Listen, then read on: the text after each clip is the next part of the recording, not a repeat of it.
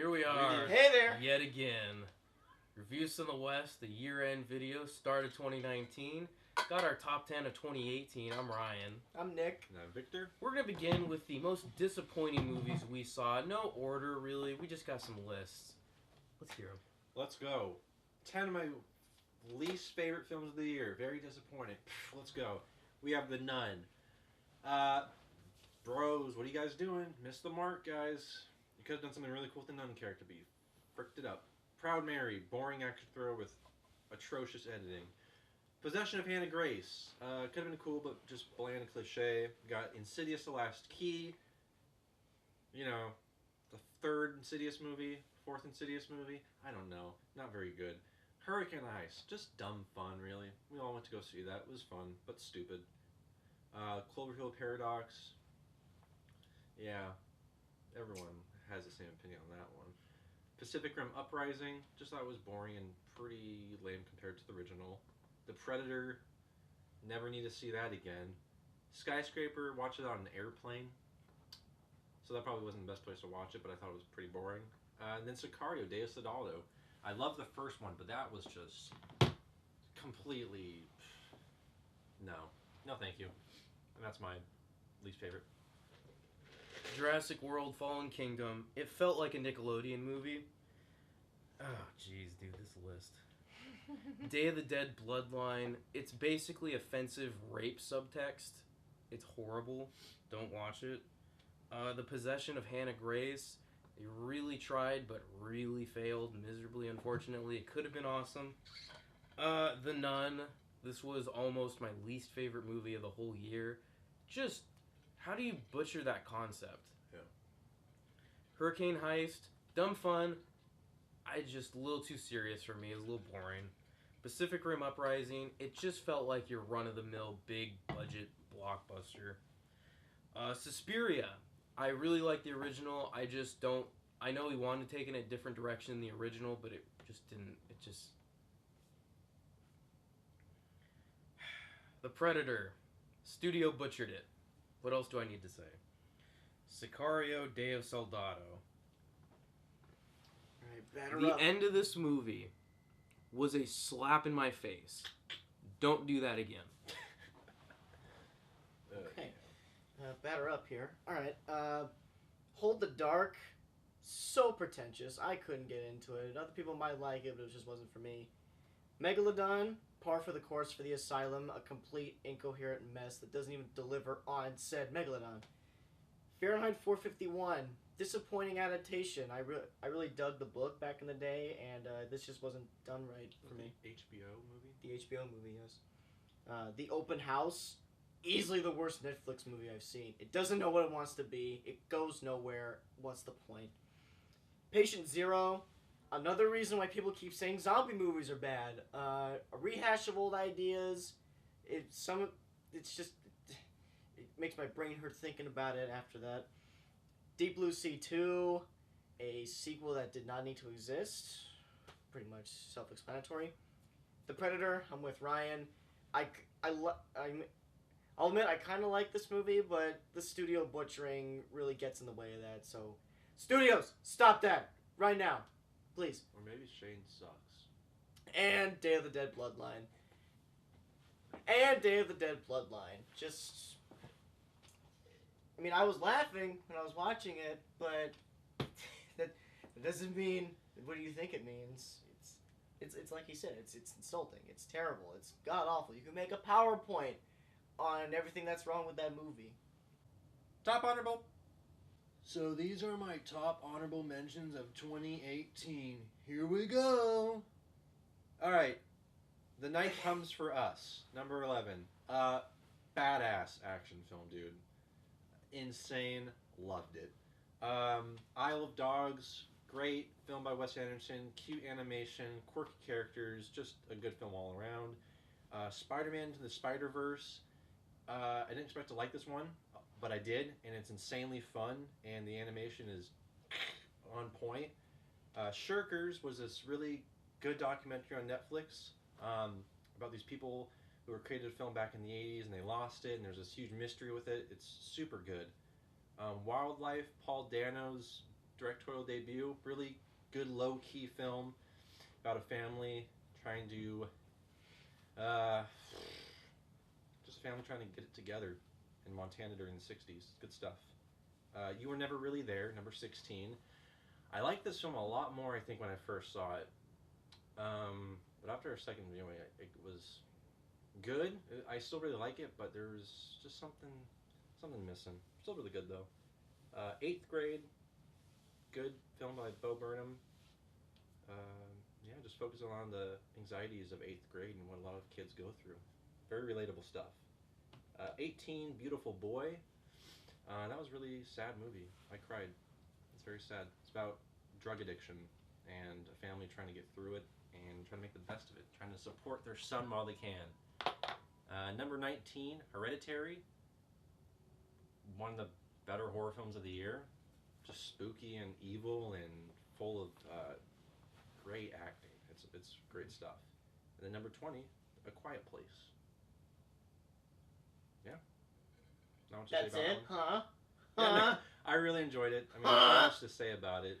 It was actually just a pretty big surprise when I saw it. I just wasn't expecting to be as good as it was, and I really enjoyed it. And that's my number 20.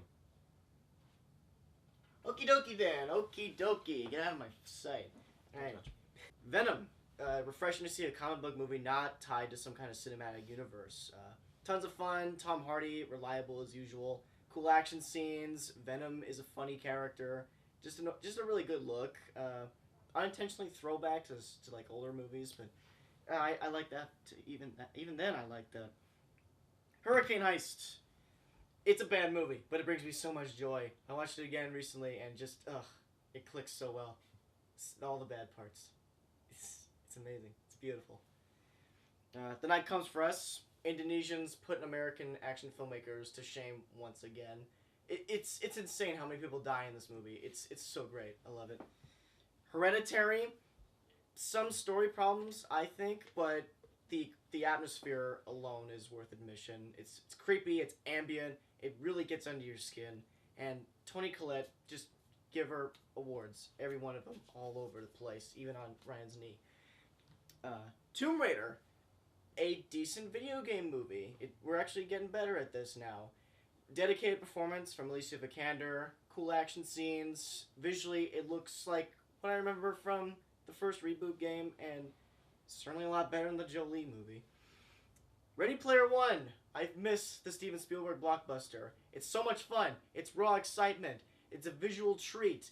Fun characters. A neat world. Commentary on pop culture. I loved it. You Were Never Really Here. Not there. You're Never Really Here. I'm still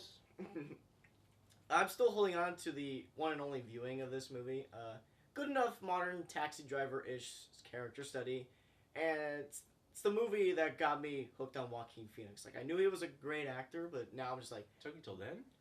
Yeah, man. I mean, I've seen him in stuff. Yeah. But I was just like, damn, I will watch anything he's in now. Yeah. And this one was a tough one. The Meg. I really wanted to put this in my top 10, but this just like, oh my gosh, I did not expect it to be as fun as it was. You had some entertaining characters that actually had some depth to them. You had just like the right tone for a popcorn summer action movie. The Megalodon itself does some great things.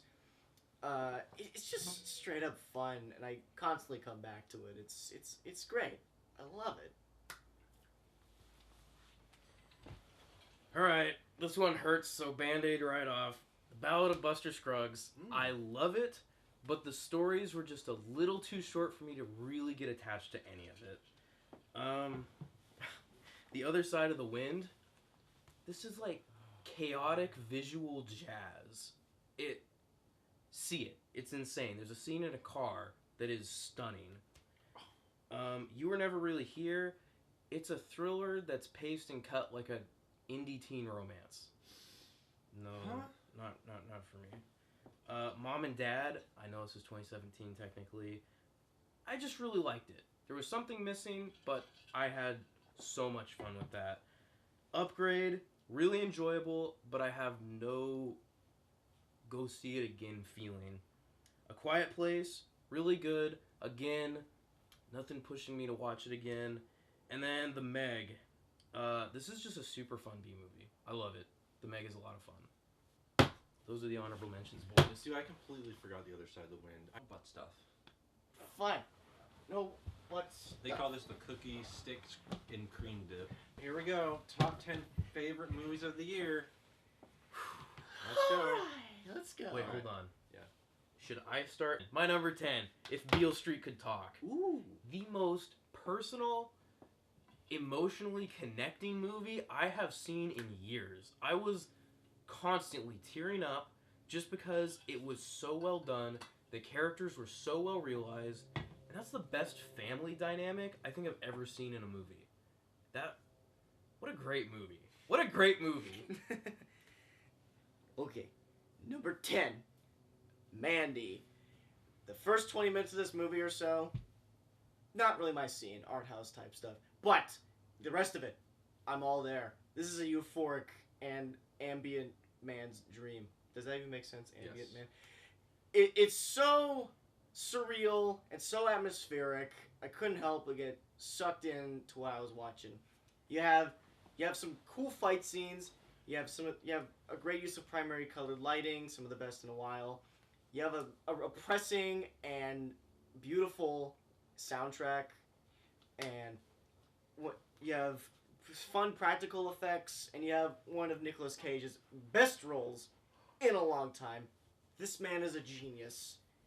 I was happy I saw it. It's so much fun, especially with a crowd. It's just you get some friends together for this one.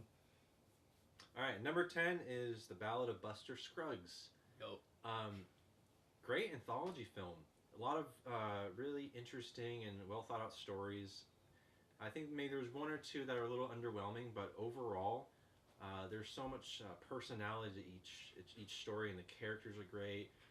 One in particular involves Tom Waits as a gold, mining for gold basically in this valley in I think Wyoming or something. It's absolutely beautiful. Great stuff. Loved it. Number 9, Hagazusa. Hagazusa?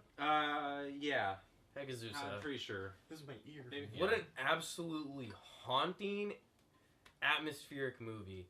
It would be higher on my list. For me, it's a little uneventful, but my goodness, was that movie creepy and just eerie. The atmosphere, the location, and there were just a few shots that just, I still think about them all the time because they were so well done. And, ooh, solid foreign horror movie. My numero 9er, Halloween, the new one, the recent one, H4O, whatever you want to call it. This one, I just couldn't believe it. This is as good of a sequel as you'll ever get in this series at this point. Scrapping all the other sequels, it goes down its own original path, building off the first movie, and it just felt right. It felt like the most comfortable kind of horror movie.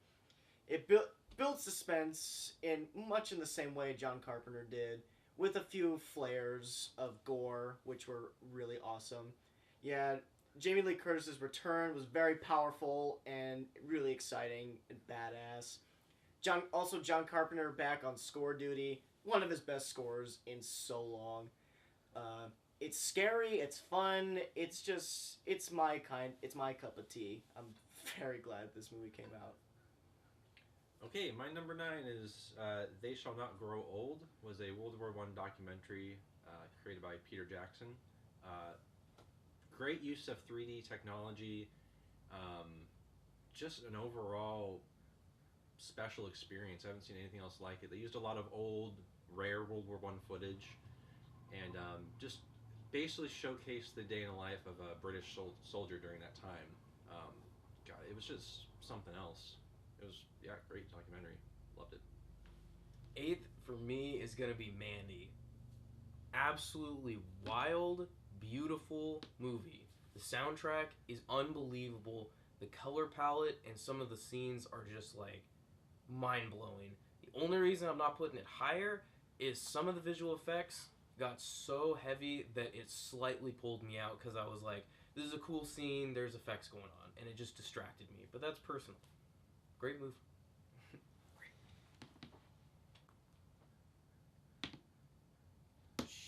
Number 8 is Avengers Infinity War. It's kind of a cliche now to say Marvel Studios cannot be stopped because they put so much work into all of their movies. This one, though, it really, really, really showed. Good lord. All those characters, but it's so well balanced as a story and a script. The best one being Josh Brolin's Thanos. One of the best villains, period, in movies ever. Some of the most refined action filmmaking in Marvel's lineup and for the Russo brothers as directors. Cannot wait for Endgame. Saying, it works. It just works. Thanos mode. When he said Thanos, dude, I kind of... Thanos. Thanos. Thanos. Alright, number 8 is If Beale Street Could Talk. Basically everything he said, poetic, beautiful, so much personality, and the characters are just fantastic to watch. I don't know, my favorite romance this year and probably the past couple of years. There's just so much good in it. Barry Jenkins is a fantastic director, and that's all I gotta say. Great stuff. The music's also really good, and it's got a great jazz score. It's one of the best scores of the year. Alan Silvestri's score, so good. Really pumps the blood, as always. What movie was that for? Avengers. Right. Number 7. Thanos mode. Number 7. I'm putting Overlord number 7. This was so much fun. This movie was a blast. Only thing, it can't be higher for me. Third act, it's just a little rehashed. Felt a little. I've seen this done before. Really? I've seen this done before. The time bomb. There's a bomb. Really, though? Really? I'm the villain. Let me tell you my idea before I get murdered. You number 7? My number 7 is First Reformed. Damn, really? Yeah, I know. This was a unique type of movie for me. It's shot in Academy ratio, a very retro kind of slow-paced storytelling, but it works so well. Paul Schrader, like you told me before, he's the master of character studies that descend into madness. Ethan Hawke, top of his game.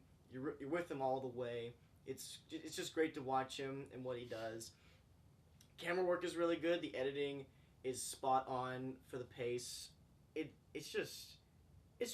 It's fantastic. Go see that one. I didn't expect you to like that one. I did though. That's cool. I did. That's cool. Yeah. Okay. My number 7 is Blaze. It's the story of singer-songwriter Blaze Foley. I forget what year it took place in. Dang. Anyways, Ethan Hawke directed this one, and it's a really free-flowing, easy movie to watch about the life of Blaze and his rise to his top of music career. And it's just a great movie to watch. It felt a little bit like a Richard Linklater movie at times, just the way it was edited and structured. I just thought it was a really beautiful movie, and yeah, can't wait to see it again. I only saw it one time, but I really enjoyed it, and I recommend it for sure. Number 6, Halloween. Wonderful, violent reintroduction into the 50 years? 40-something year franchise. Great fun. Super good slasher. Makes me wish there were more slashers out there. Just spent a little too much time with teenagers. Other than that... Have you not seen a slasher movie before? We can get out of the teen trope. Okay. Alright. Numero 6. It's Upgrade. The best revenge action movie I think I've seen in quite a while. Lee Winnell totally puts his own spin on it. He flips the script in a lot of different areas and sticks to convention where it should be stuck to convention, and produces a totally satisfying product. You have some of the most badass fight scenes in American action movies I think I've seen. You have a great performance in Logan Marshall Green and a good voiceover performance from Simon Maiden. They make a good HAL 9000 Dave dynamic. But really, this is a kind of movie where I just could not see where it was going for the most part. It totally floored me with its ending. And blood, practical, in-camera blood splatters and body part explosions. The best kind of stuff. Please put more of that in your violent movies. it's a lot better.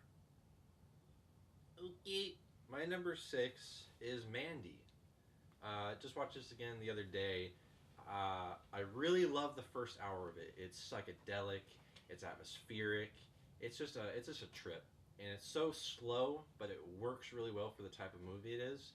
Last hour, not my favorite, but altogether, it's just a violent, weird, bizarre, eerie film, and the score that accompanies it is this really good like drone metal, and it slaps. It's so good. There's a lot to love about it, and I think everyone should see it. Down to the top 5. Y'all ready for the top 5? I'm ready. Yes. I've been ready. Mine is Annihilation. Ooh. So much fun. A great adventure movie with... I love its color palette. It is gorgeous to look at. And it's interesting. It goes really deep into weird aspects that I thought were super interesting to watch. The cast was great. Cinematography was very well done. Yeah, I really like Annihilation. Good movie. Fiver for me is Overlord. Okay, this is the From Dusk Till Dawn for a New Generation. A great genre mashup that does not aim too high or fizzle out in any way. It gives you totally what you need, and it's all the better for it. It's one of those types of movies. It knows what it is and just gives you exactly what you want. It gives you cool action scenes, gives you bloody violence, gives you monster effects, gives you some entertaining characters, and just a very throwback drive-in late night movie feel that's just it makes me excited thinking about it. I just love it. I love it so much. Hold on, before you go, what was number 5? I was in my head. Number 5 is The Guilty.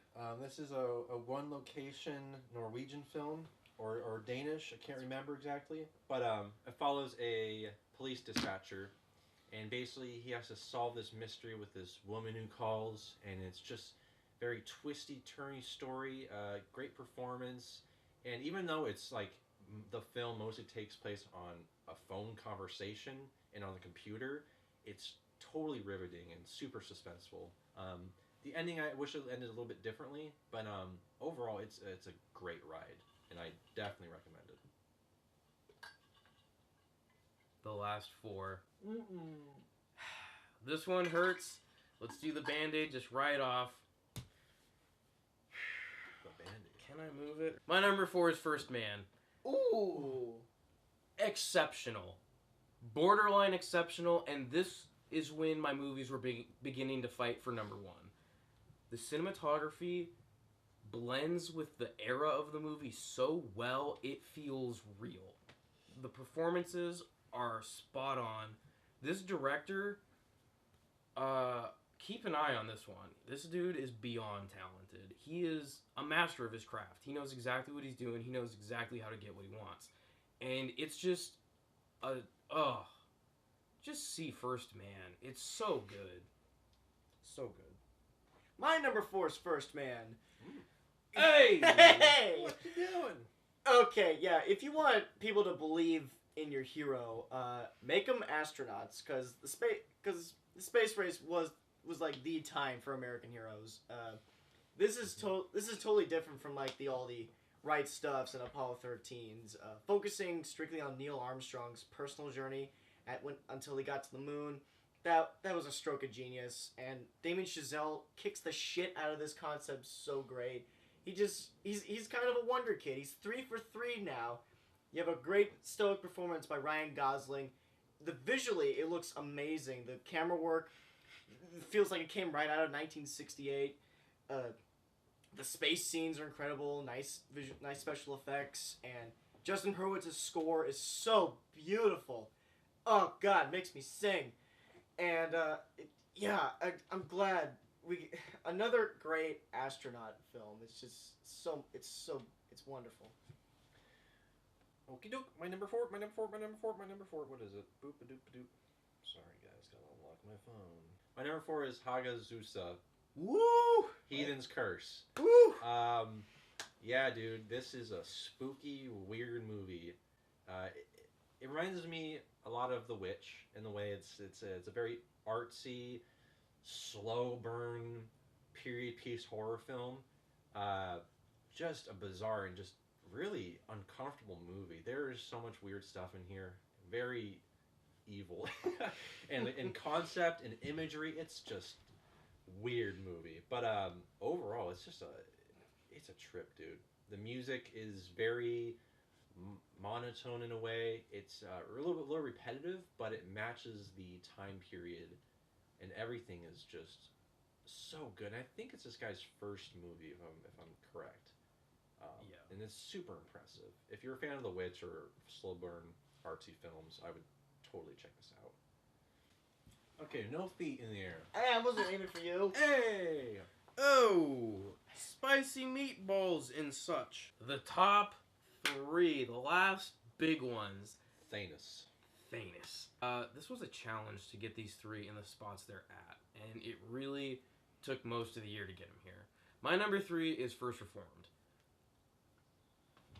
Figures. Probably the most beautiful movie for me that year.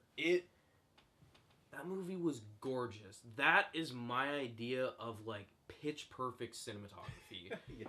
And Paul Schrader's deliberate and just methodical step into transcendental styled filmmaking. Listen, there's a reason he wrote how to do that style. He understands it. Editing is perfect. The writing is perfect. The pacing is like, wow. And there's some bits of music that are just stunning. It's just, get out of here. My number 3. Okay. My number tres. It's Annihilation. Oh, wow. This was the scariest non-scary movie. One of the scariest non-scary movies I have ever witnessed. Just like Ex Machina, Alex Garland injects some kind of otherworldly horror into this adventure story. And it comes off as totally unique. Visually, of course, it's outstanding. Special effects, camera work, and so forth. The performances were amazing. Natalie Portman, she's like a plow truck. She just blows through the competition. She's great, and so is everyone else. The writing is fantastic. The score is scary at times, but also very beautiful. It's the best of both worlds for me. It's a satisfying sci-fi adventure movie, and also heavy on allegorical storytelling that doesn't get in your face a whole lot. It comes in real sly. It's like the Viet Cong comes in and it comes out. She's like, wow, I want to see more. I want to see more Viet Cong. Demonetized. Okay, my number 3 is First Reformed. Ooh. Yeah, excellent movie. And it's scary, but not in like a typical scary sense, because it's dealing with things that we are dealing with right now, with global warming, trash in the ocean, just Crisis of faith. Crisis, faith and everything. It's things that people are dealing with right now, and it's tackled in such a way that's very interesting, but it's shot so well. Ethan Hawke's great. It's just a very scary movie, but not in the typical sense. It's just very unnerving to watch. There's like no hope really in this movie. It's very dark and, God, yeah, it's just awesome. Unlike anything I've seen before. Yes, that's my number 3. Number 2. This movie was my number 1 for a long time until I watched it again and it pulled itself out of first place to second place. And that is Hereditary. This movie is soaked head to toe in atmosphere. And the writing, performances, well, specifically lines from performances, editing, camera work, and music all are connected. It's not in a sense of we're using these things to show you the movie. It's in a sense we are using this technology to promote one concept. And everything needs itself to promote. It's insane. The editing, everything is tied together so tight. The only reason I pulled it is because I'm pretty sure there is an enormous goof in almost the last shot of the movie, And after all that perfect, like pitch perfect editing, tight writing, you just have it looks like a blatant mistake. I could be wrong, but it is huge, and I watched it that last bit multiple times. But otherwise, what a phenomenal horror movie. We need more horror movies that are very slow and just eerie like this one. Mm-hmm. I love that movie. Number two. My number 2. It's Mission Impossible Fallout. As far as action movies go, the Mission Impossible series is like the Marvel series. They just cannot be stopped. Like, yeah, they'll dip in quality, but not into bad territory. They'll always be good or amazing. Fallout is amazing. Pinnacle, landmark action film here. Probably since Mad Max Fury Road. The tension is so palpable, scene to scene. It's insane. The construction of all the sequences is top tier expert crud, man. You have helicopter chases, you have car chases, you have shootouts, foot chases, a lot of chases, so much chasing going on, it's wearing me out just thinking about it. No, cinematography is well on the mark, as well as editing, the timing of all the sequences. The music has a really booming and a big sense for anticipation that really gets your nerves jacked up for something that's going to go down. And you have the fun characters too. Tom Cruise's usual dedication to the craft. Henry Cavill not being as stoic as some of his other roles. Simon Pegg, best kind of comedic relief you could ask for. Probably the perfect comedic relief. I was going to have an anxiety attack by the end of it all.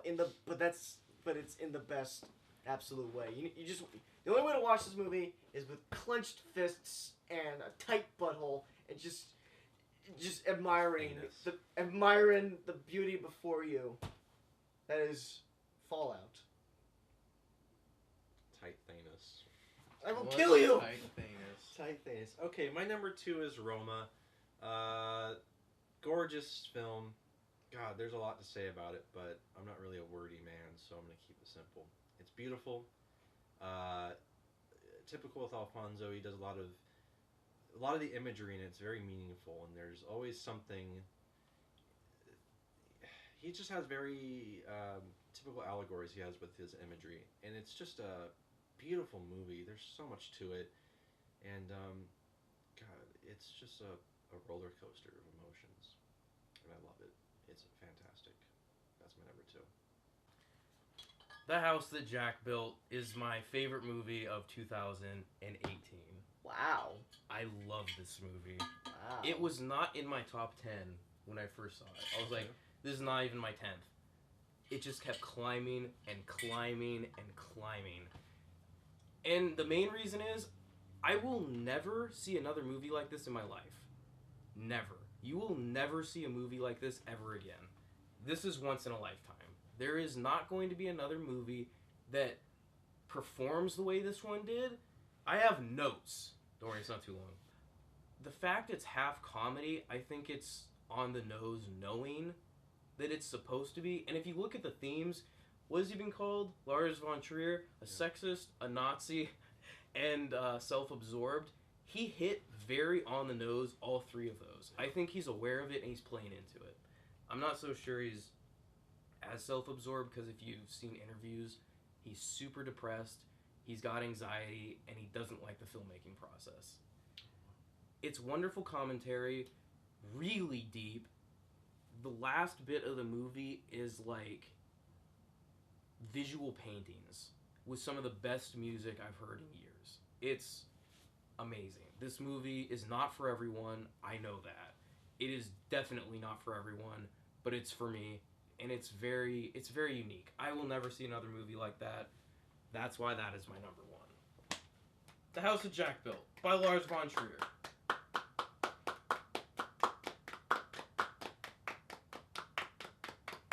My number 1. It's A Quiet Place. Oh God, wow. This movie hit me just like Jack did for you. This movie hit me even before I watched the film. And speaking of that, like in terms of my entire movie going experience, since I really recall like taking in truly the art of cinema, not seeing this movie in a theater is one of my biggest regrets. But even at home, it still has a huge effect. It's so scary even before you switch it on. The notion of not making a sound just infects your mind throughout, and that leads to some of the most well-built tension I've seen in horror films ever. Oh jeez. Just like with Fallout, I was gonna have an anxiety attack by the end of it. In fact, I went stomping out of my room after I saw this. I was just screaming so many curses and just in such a big, dramatic, and just mood. I just couldn't handle it. This movie's really fucking good. You have to censor that, man. So it had me at monster movie, like genre apocalypse monster movie. It had me there, but then it was taken to a whole nother level. It got really deep with its characters. You really feel for these people. They go through so much ache and heartbreak that you can't help but just want them to have a break by the end of this all. Fantastic performances. I did not see a shred of Jim Halpert in John Krasinski when he was in this movie. As a director and as an actor, he really has elevated himself out of that comedy circle. Emily Blunt, she's as beautiful as she is badass. She kills it in this role. The two kids, just as great, stand up to their adult co-stars, probably even higher. And the rest of the movie is just immaculate. You have beautiful cinematography. You have a dread-filled score. You have some great creature designs. You have some cool production design too. You have some great special effects. You have a really well paced out sense for suspense. It just builds and builds and builds and builds and builds and builds and builds and builds and builds until you just want to explode the top of your head off like a shooken up soda bottle. It's absolutely crazy. Even thinking about it now, it still has some kind of power over me. It is straight the right kind of genre filmmaking you want. It gives you the basic kind of thrills you expect, but it throws in a lot of substance, and I love it. God damn it. Alrighty. My number one film of 2018.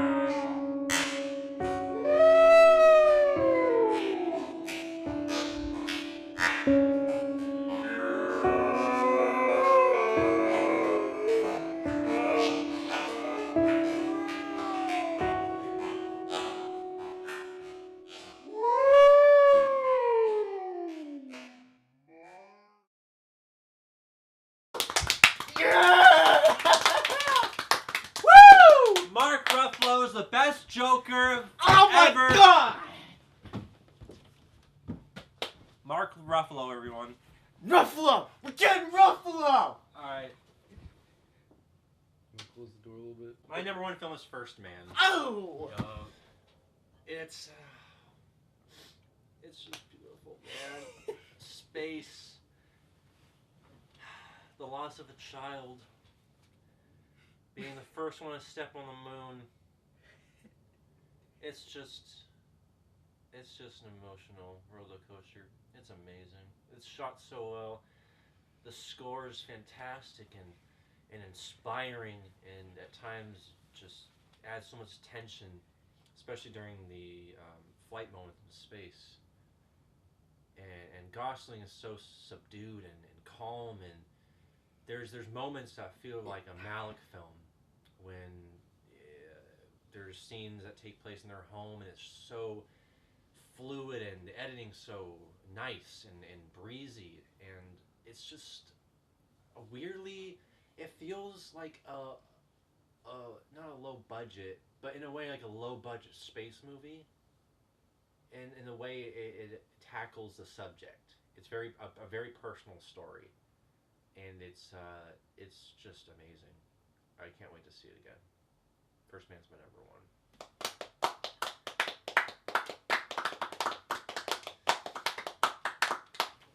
Oh yeah! That is our top 10 movies and honorable mentions and biggest disappointments. Should we do the news channel ending? We roll the credits and we're just acting like we're talking to one another. It's like, oh, good job, well done. It's just, yeah, all right. Credits are me. Who edited this? All right, thanks for... Also, check out our Letterboxd profiles. Yes. So you can follow us on our reviews, because we don't really post on this channel. So here are some written reviews. We're terrible at Here that. we go. Here's our good at this. profile names. We're good at this, but we're terrible at this. That's not true. Nice job, Nick. You really threw us to the ground. I did.